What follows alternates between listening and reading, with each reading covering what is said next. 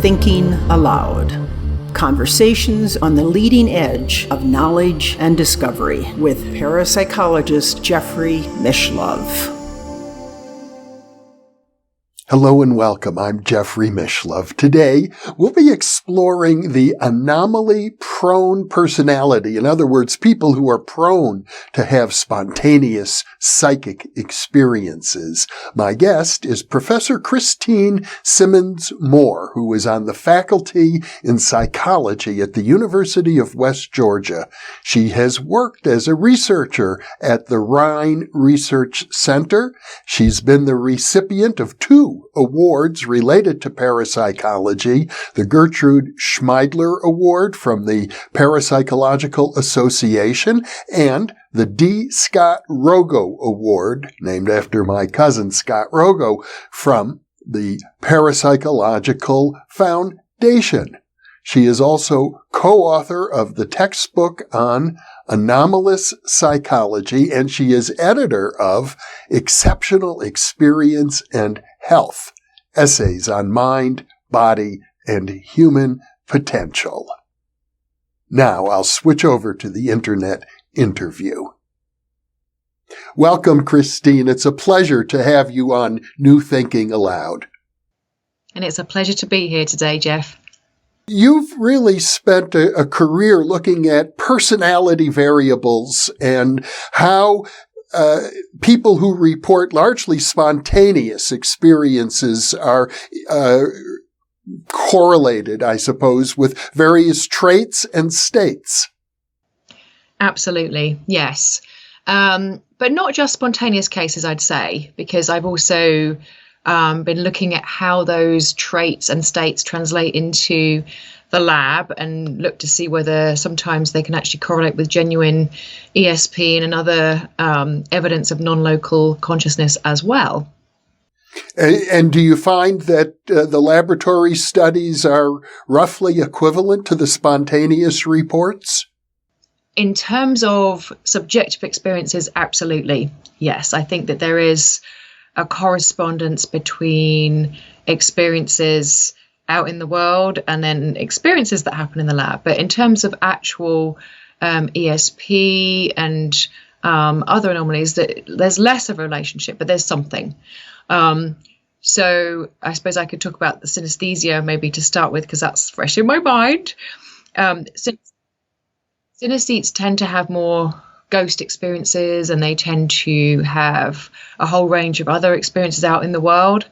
And we found that, synesthetes don't necessarily have more ghost experiences when they participate in a Psychomantium, which I thought was weird. I thought that they would have more, but then they did have some other interesting anomalies in our ghost study. So they had interesting interactions with space that wasn't happening in the other group. And so we had we had 2 groups that came in, and the synesthetes were interesting, we'll say.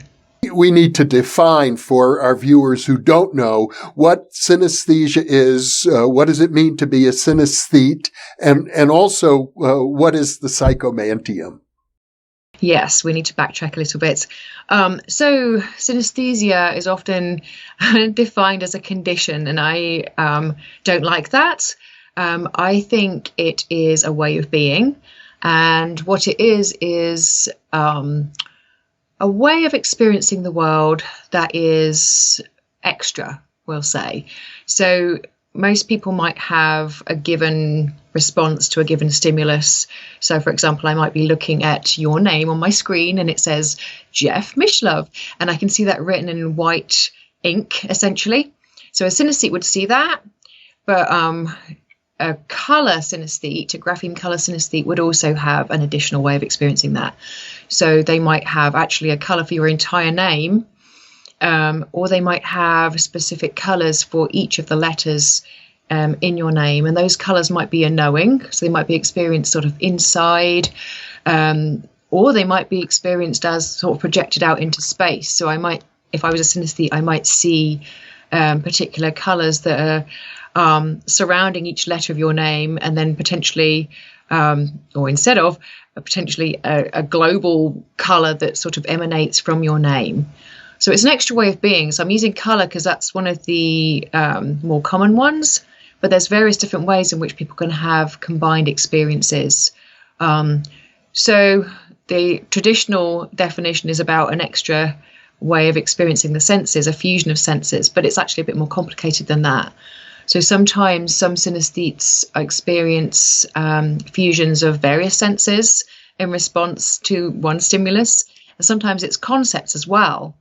So it can be at all levels in the system. So synesthesia can be perceptual, but it can also be more in terms of how we organize the world. So that's just one type of synesthesia, but there's lots and lots and lots of different types. It's something that occurs in about 4% of the population.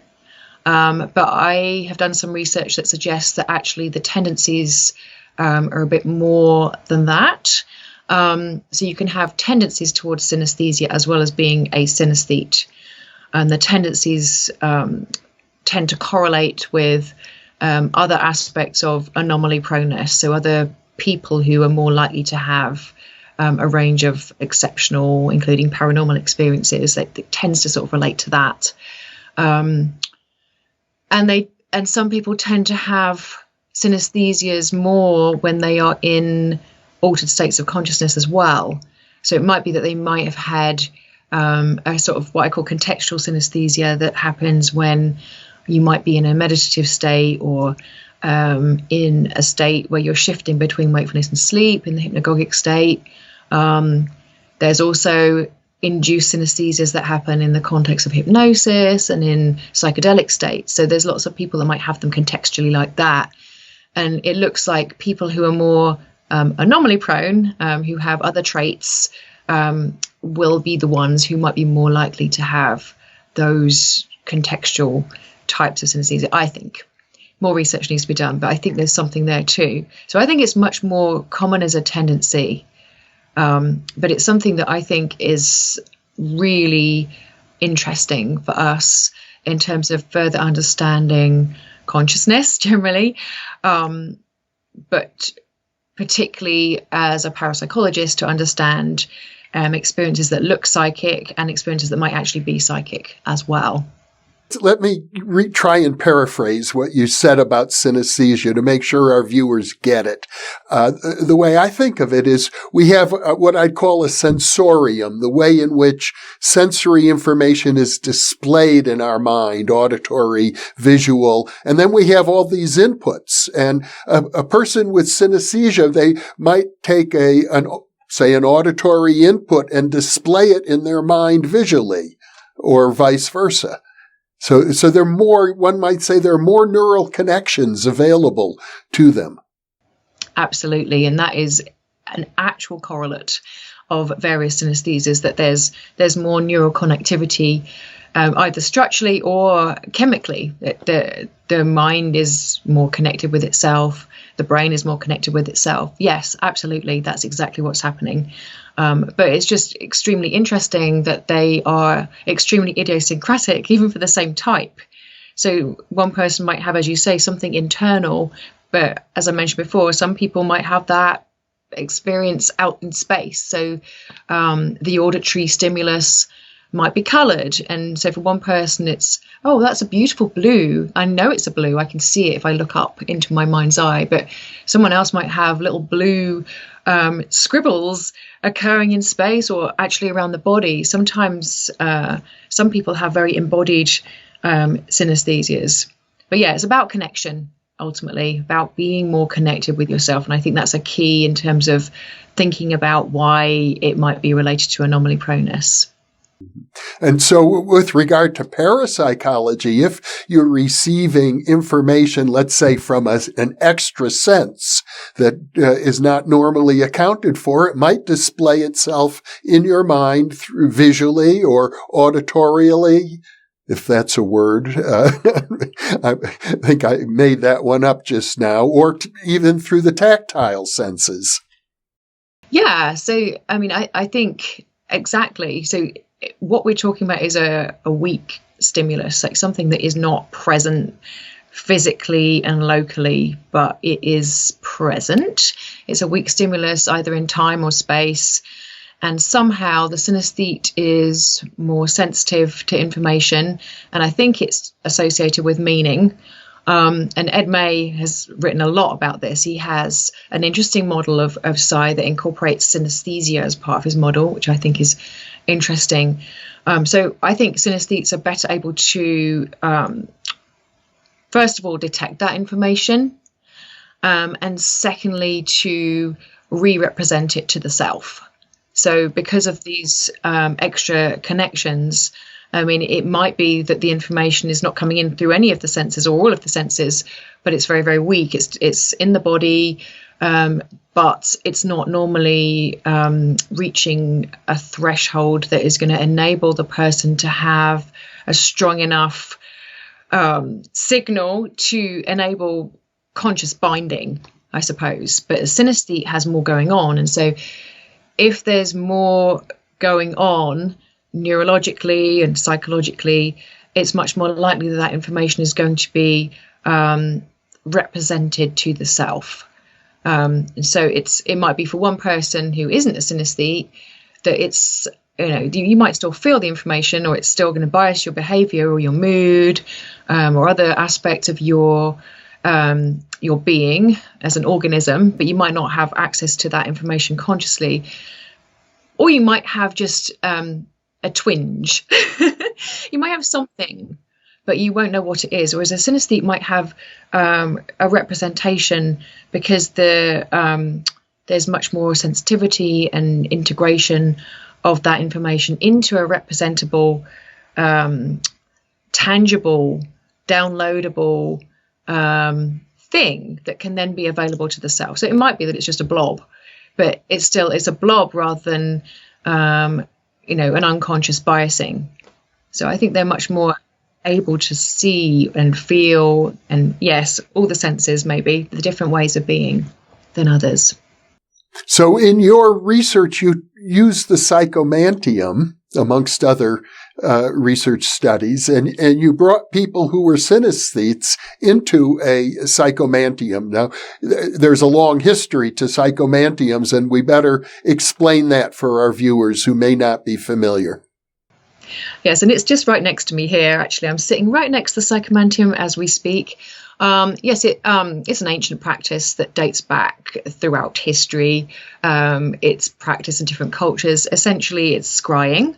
It's a similar process to reading the tea leaves, but it's looking into a shiny surface with intention. And so Raymond Moody is responsible for bringing that into the modern era. So in the early 90s, he developed the Psychomantium paradigm using mirror gazing.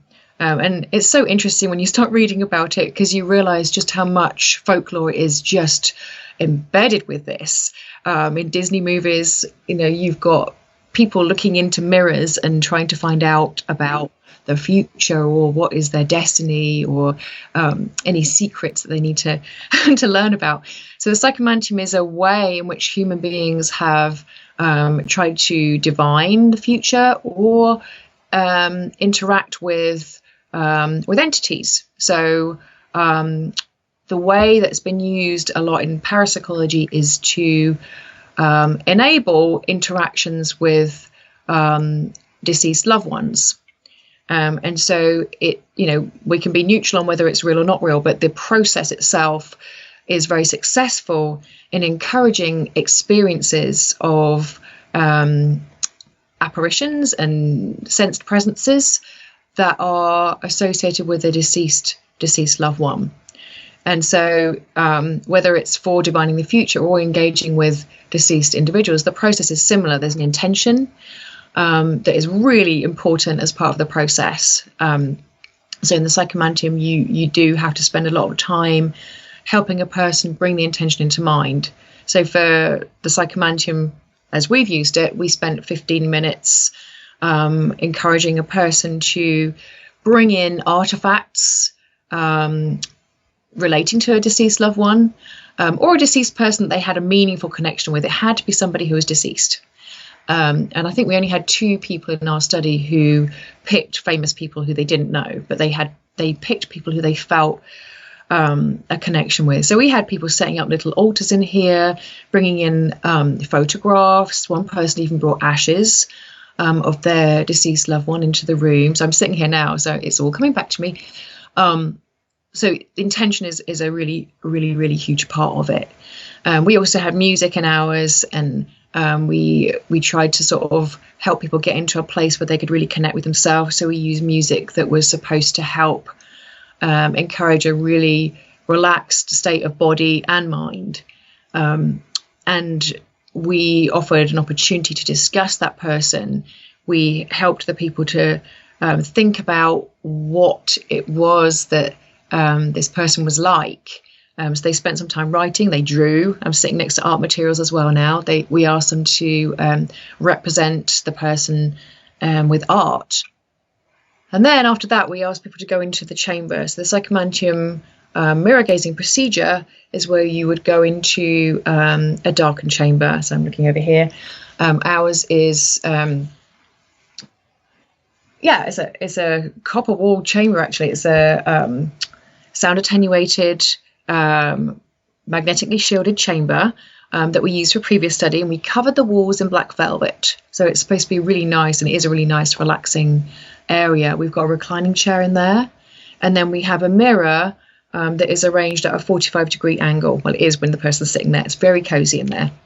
And the people are asked to go into the Psychomantium chamber and continue to think about the deceased loved one and gaze into the mirror, but not forcing anything, trying to sort of let information come into their mind and body, and just observe anything that happened during the time they were in there. So they were in there for 45 minutes. So that's essentially the procedure for interacting with loved ones. So we asked people to observe. We asked people to verbalize if they felt comfortable doing that, and we had a voice recorder in the room. We also monitored the environment and the body. So we wanted to look at physical and physiological correlates, as well as subjective experiences. So the study was looking at all sorts of things, but we wanted to really see whether there were differences in who reported more convincing, more lifelike apparitional experiences during the Psychomantium period, and then how those experiences correlated with random number generator output, the heart rate variability. That was our physical measure. And then we had a local EMF meter, and we also looked at global GMF, because we wanted to see how all those things interrelated. And we were looking to see whether anything was captured on an infrared camera. So we had a camera running as well that was sort of facing in front of the mirror area. So we tried not to put the person at dis-ease. We wanted them to feel like, you're not being watched, but we're going to see whether we find anything coming up on the film. So we also had a baseline period too. So we filmed for the same period of time, ran random number generator during that baseline period as well, and put all the equipment in the room and sat here in the same way as we would for an actual session. So those things were going on there. So you were comparing, I assume, people who were synesthetes with a control group of people who were not particularly gifted in that department. Yes, absolutely. But we wanted to maximize the likelihood that people might have an apparition anyway. And so Moody had encouraged people, and other previous research found that people who had prior ghost experiences would do better and have more likelihood of experience. And so we selected people who had all had a prior experience with a ghost. And then within that group, we tried to find a subgroup of people who were strong synesthetes. But what I'll say is it's very difficult to find strong synesthetes and ghost experiencers who are open to coming into the Psychomantium. And my graduate assistant and I talked about this a lot, and we felt that some of the synesthetes that were interested but declined were really sensitive. And I think that is something to keep in mind with us. They're very sensitive, almost too sensitive, and didn't want to do that. So I think some of our synesthetes had less ghost experiences than the control group. Oh, yes, they had some. So that was that was the criteria, but they didn't have as many as the people that were in the control group, which might be why we didn't find any differences between the two in terms of the experiences in there, as like, okay, did you have these experiences? But yeah, and the synesthetes as well. I mean, I would have liked to have had more strong synesthetes, but it's really hard to find them. It's 4% of the population. So we had I think 10 people were strong synesthetes, and I think it was 5 that were synesthetic tendencies. So they displayed tendencies, but they didn't score as synesthetes according to the synesthesia battery, which is a standard way of exploring synesthesia.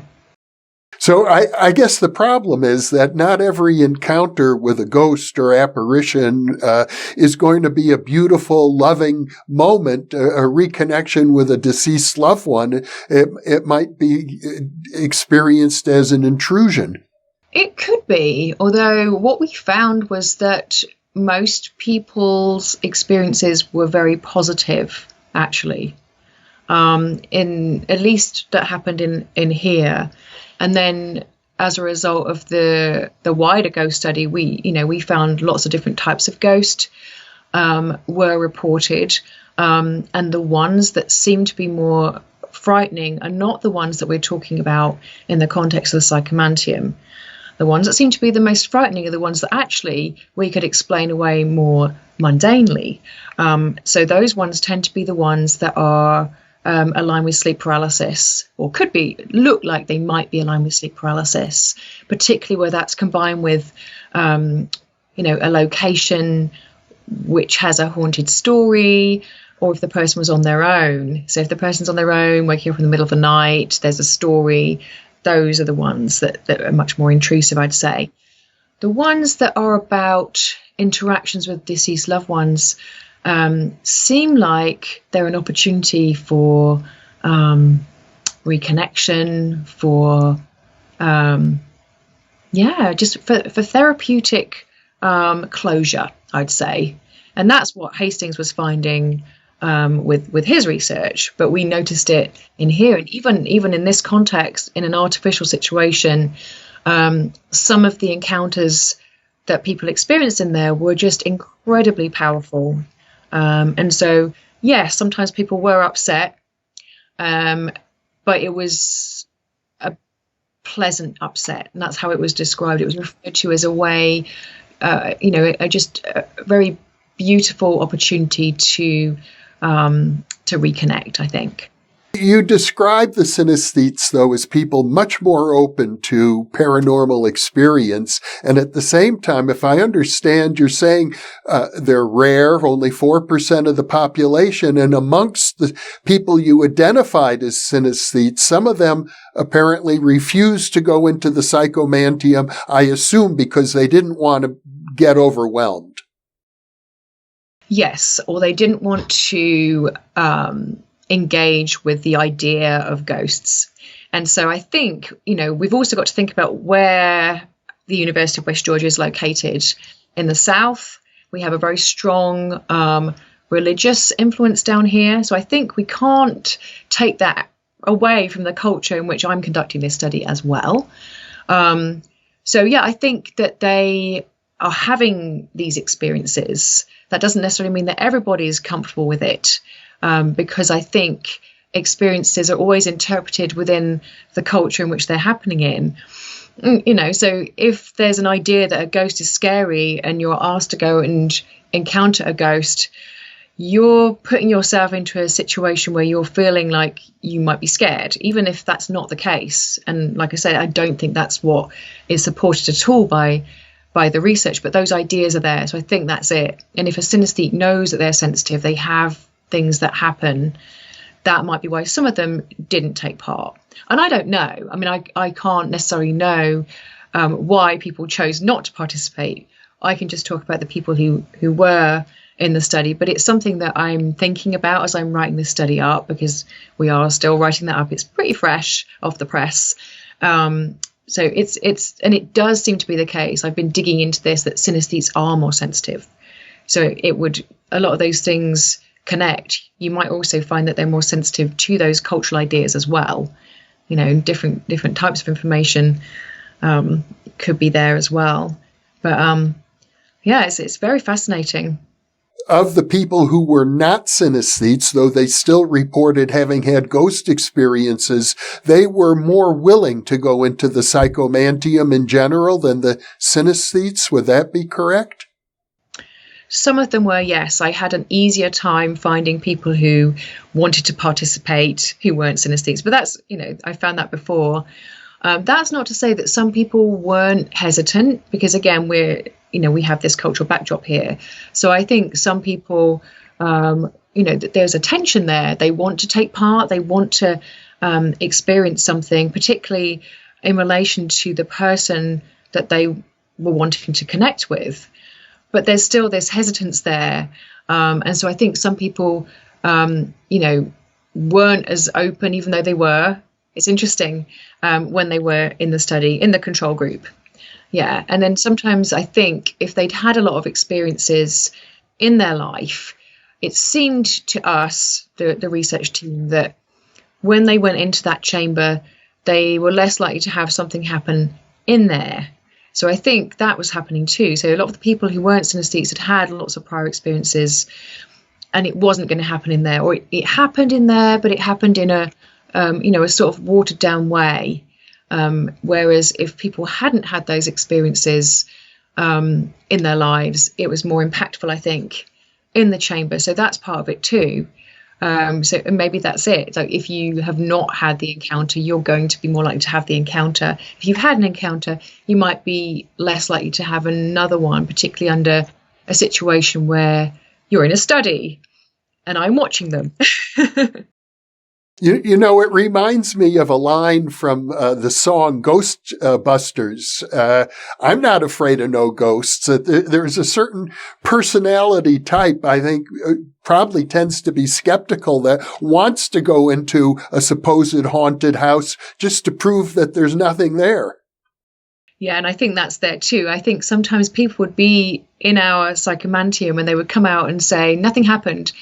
And then we'd have a conversation and I would say, well, look, I'm not pushing you to say anything, but tell me what did happen. And then they would talk about how there were little dots of light. And I'm like, well, I'm interested in tiny things. I'm not, I want to know exactly what you experienced. And I'm not going to ask you to tell me that was a ghost. I want to know what happened in a sort of phenomenological way. So I think some people were very quick to say nothing happened because I think they were expecting something bigger to happen. And sometimes it was just tiny things like little dots of light, but that's still really fascinating to me. And then whether they're going to package that up as a ghost or not a ghost is interesting to me as well. But absolutely, I think there is definitely something to that. People who are going to be open to experiences aren't always open to experiences.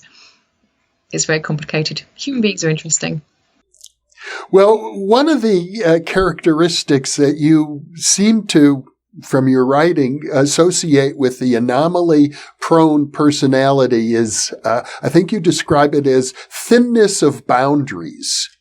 Mm-hmm. Yes, and so that is a term that Ernest Hartman developed, but it's ancient as well. So you can see it echoing throughout the history of psychology and parapsychology. For example, in Mayer's work, you see the idea of boundaries inherent in his work. So it's not a new concept, but it keeps coming back. And so you see it in Ernest Hartman's work, and you see it in the Thalben transliminality construct. But you dig a little deeper and you also see it in related constructs. So my PhD is on schizotypy, and schizotypy has similar features to transliminality and boundary thinness. And so it seems like it is a personality type or clusters that have fluidity in thoughts and feelings. So immediately you can start seeing how that might relate to synesthesia, where things connect. There's less inhibition in the nervous system. So the hemispheres can talk to each other more. There's more influence of the body and the unconscious to the conscious mind. There is greater physical sensitivity.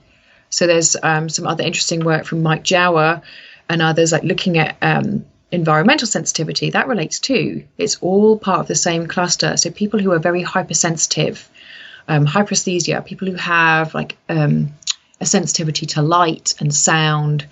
It's all these things clustered together in these different constructs. So transliminality, boundary thinness, schizotypy. So basically there is like increased arousal as well, so that these people are perhaps in a different baseline state in their waking state. So they're in a waking state that is more fluid. So the waking state in a liminal person might be a bit more like a more sleepy state in somebody who is not boundary thin or transliminal. They're also very fluid in terms of how they move into altered states. So they're very fluid. They'll jump much more easily into altered states from the waking state. And so the idea there is that, okay, some people might have paranormal experiences under extreme circumstances who aren't necessarily boundary thin all the time, but they might be pushed to boundary thinness. For example, sleep deprivation might be one thing. It causes them to be more fluid, like a boundary thin person. But some people are trait boundary thin, and they have these systems that are wired to be more fluid generally. And so boundary thinness does correlate with synesthesia. So I think synesthesia is a type of boundary thinness too. It's a fluid way of being. So you will see things like, the world is not black versus white. It's about shades of grey. There is more wakefulness in sleepy states, more sleepy states in waking states. Everything's a bit more interconnected and fluid. People get very close to other people. There's been very little work on how empathy relates, but it does, I think. There's a couple of studies that suggest that empathy does relate. So it's about being connected to the environment more, to other people more, to the self more. And so I think you can start seeing how that might relate to psi phenomena. So if somebody's more sensitive to what might be lurking in the unconscious and the body, they might be much more aware of perhaps psi information, if psi information is registering first physiologically. And that's where a lot of the recent research on implicit psi is leading, actually. Can you distinguish clearly between schizotypy and schizophrenia or other forms of psychosis? So this is a can of worms. So I'll do my short version. So there's different constructs of schizotypy, we'll say that, different approaches to understanding it. The British approach, and so I'm British, I came from that background, is influenced by Gordon Claridge's approach to schizotypy. And that approach suggests that you might see traits that might mimic what you see in schizophrenia, but in watered down forms, the traits can have value. Whereas the more Chapman US idea of schizotypy is that if you see traits that are watered down schizophrenia, it's watered down pathology. So you've got sort of elements of pathology in your system. I think both schools would agree that schizotypy relates to paranormal belief and paranormal experience and transpersonal experiences, but they would have different ways of understanding that, perhaps. So it does relate to schizophrenia, although schizophrenia is another complete can of worms. I suppose the idea might be that you could see different levels of expression of anything like that. In high levels of expression, you might see more likelihood of certain types of behavior. So in schizotypy, you might see tendencies to have meaning making and creativity and spirituality and paranormal ideation. But what we see actually is that those traits seem to be distinct from pathology. The pathological aspects seem to be associated with the other types of schizotypy. So there's different types of schizotypy. There's positive schizotypy, negative, impulsive, and disorganized. And so the things that look like what we see as schizophrenia is often the positive traits, like hallucinations, perceptual distortions that, you could easily say, oh, well, paranormal experiences are all pathological. But actually, what makes those pathological is how we react to them. And so a lot of my work's focused on the traits as they're playing out in the general population. And what we see is that people who have these traits, these watered down traits that look a bit like the schizophrenic traits, can be less healthy, but they can be more than healthy. So there's a healthy schizotype and there's a less healthy schizotype. So healthy schizotype will have the positive traits, but less of the others, less of the social isolation, less of the impulses, less of the disorganization. Very organized, in fact, makes sense. It's appraised positively. And so we don't often see the differences there if we just look at scores on a questionnaire, but they are different. And there's not enough research yet on those differences. But Nicola Holt and I found some evidence that the healthy schizotype was actually more efficiently filtering out the psi stimulus. So there's something there about the healthy schizotype. So it does relate, it echoes schizophrenia, but it would be very easy to say that it's echoing pathology when I don't think that's necessarily the case. It's much more complicated than that. So hopefully that answers your question in a short way. Well, it's a fascinating and obviously very complicated topic, but I also want to touch on the question of temporal lobe volatility, which has been associated with people who have many spontaneous paranormal experiences. And that is another one that clusters in with the variables that we've talked about so far. And so if you look at how temporal lobe lability correlates with positive schizotypy and transliminality and boundary thinness, it's pretty up there. It's pretty high. And so that is understood to be how connected the temporal lobe limbic areas are with the rest of the brain. It's associated with how we shift easily between states of consciousness.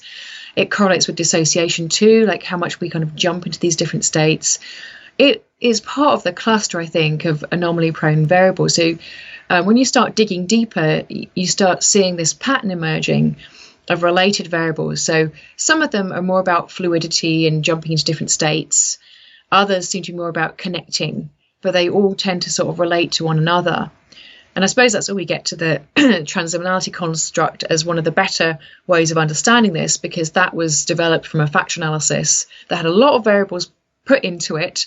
And it seems like that is something like all of them put together. It's about connectivity. It's about tendencies to jump into altered states that relate to the temporal lobes. I'm pointing out, I've just been teaching my undergrad class on that. Where are your temporal lobes?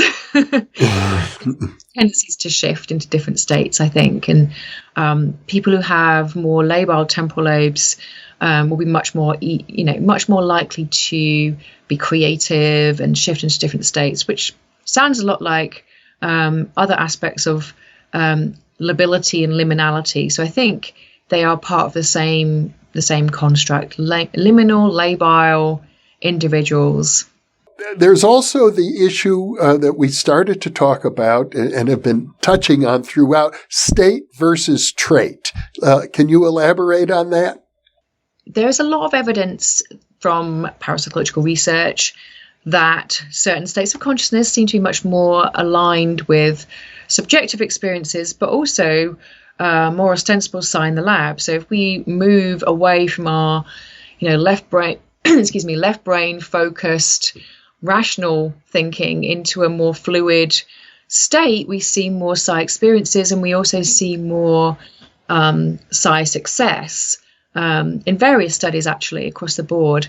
And so you can think about that as a state of consciousness that is anomaly prone because it encourages anomalous experiences or exceptional experiences. So that's a state. People who are trait anomaly prone, I think, are probably more likely to be jumping into those states more often than other people because of the way that they're wired.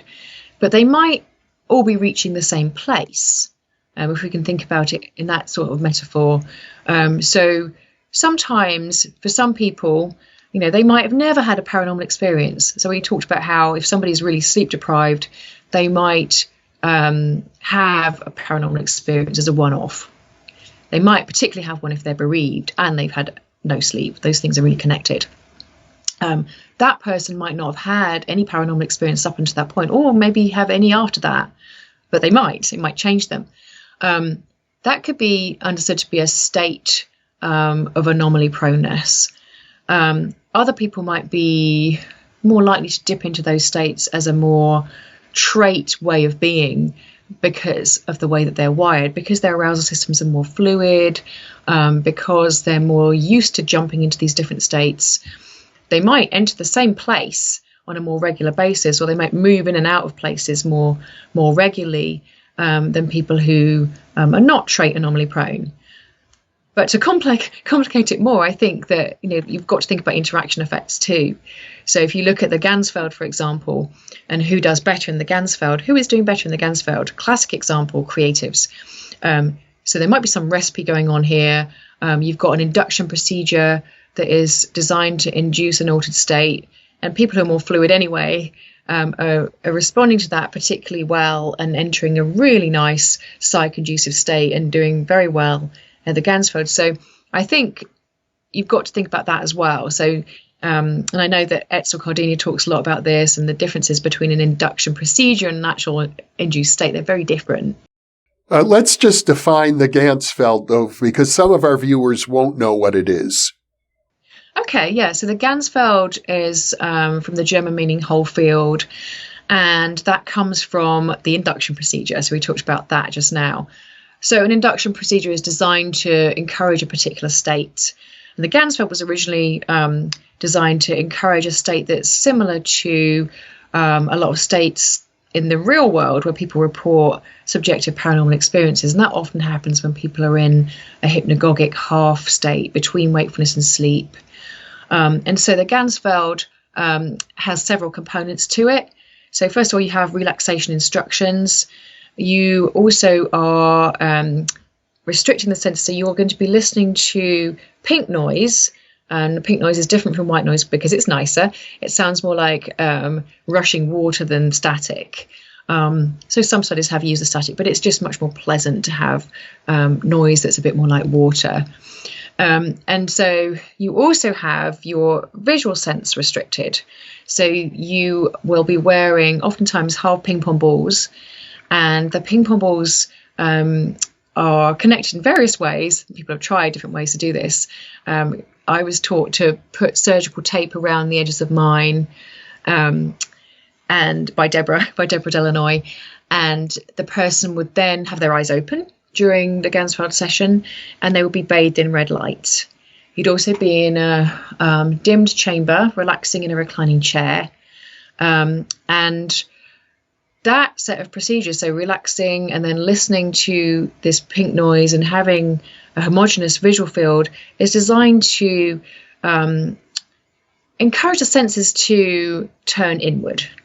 So essentially you are habituating to the sound and the visual field, and after a while your attention turns inward and you start noticing more of your internal world.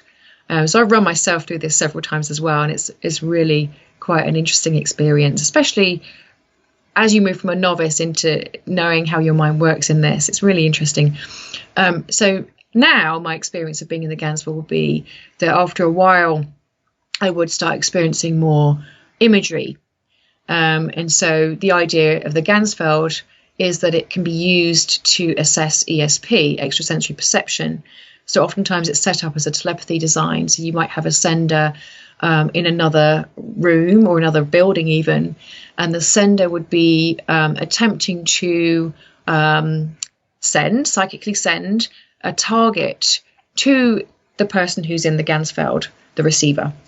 And so the receiver is watching their imagery, watching their experience and verbalizing. And the idea is that the sent imagery might influence the receiver's imagery. And so it is actually pretty interesting. And sometimes it does. At the end of the sending period, you would see 4 possible targets. One's the target, one's the 4 decoys. So you don't know which is which. And the idea is that you are going to look at the 4, and if psi is happening, if psi is influencing your imagery, you're going to be more likely to select the actual target compared to the decoys.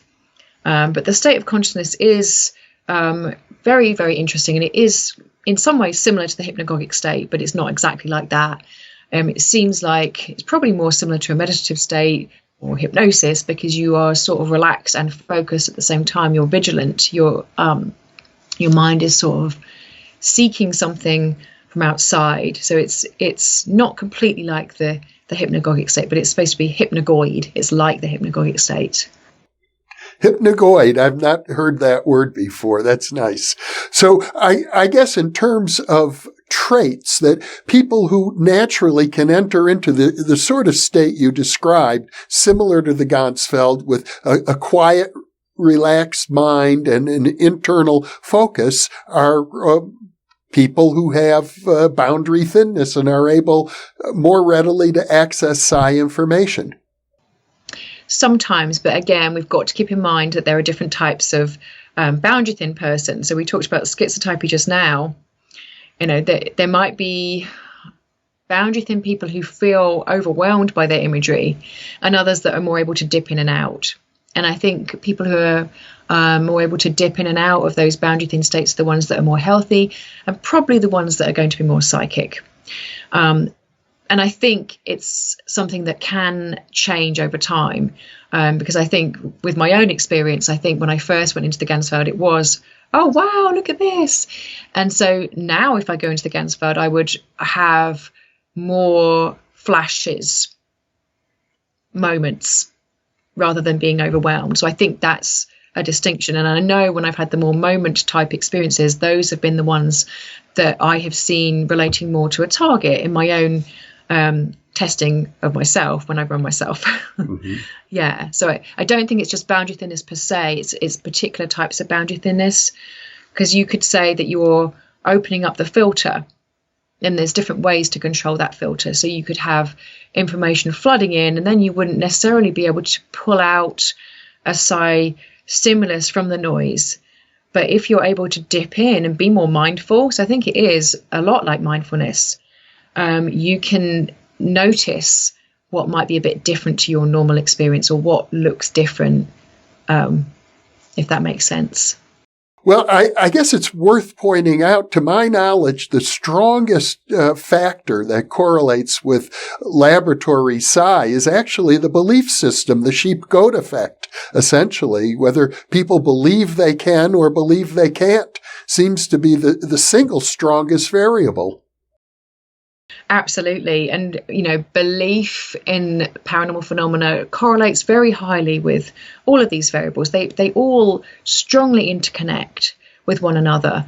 You can have people who are anomaly prone and end up being more skeptical. Absolutely. And I've definitely been studying that lately, and it is a thing.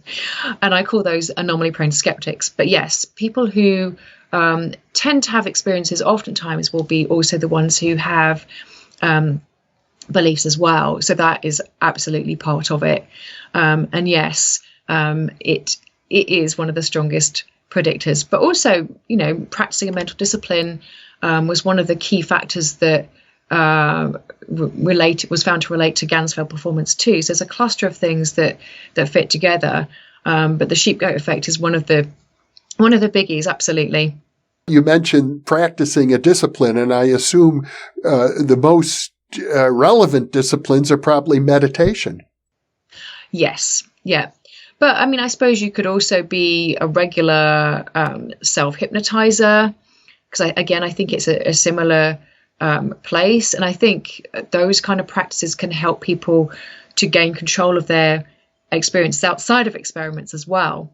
But yeah, absolutely. Mental discipline would be something like that. And there's lots of different types of meditation, and I don't know whether it necessarily matters which type, but I think it is practicing the art of being maybe vigilant and focused and relaxed at the same time, because that is really what we're talking about here. We're not talking about being completely relaxed, just relaxed. It's something else, I think, that's going on in terms of enabling psi to happen consciously when it does happen. Well, Christine Simmonds-Moore, this has been a fascinating conversation. It's amazing to me all of the complexities that go into human consciousness as it relates to psychic functioning, but you certainly seem to have a handle on it. I just find it extremely fascinating. I really do. And as soon as we finish the study, I've got ideas for the next one. So yes, I think they all connect as well. Like I say, synesthesia, boundary thinness, it's like a rabbit hole, honestly. Once you've gone down it, you can't leave. Well, Christine, thank you so much for being with me. This has been a wonderful conversation, and I hope that we can have more in the future. That sounds great. It's been wonderful spending time with you today. Thank you for inviting me. And for those of you watching, thank you for being with us.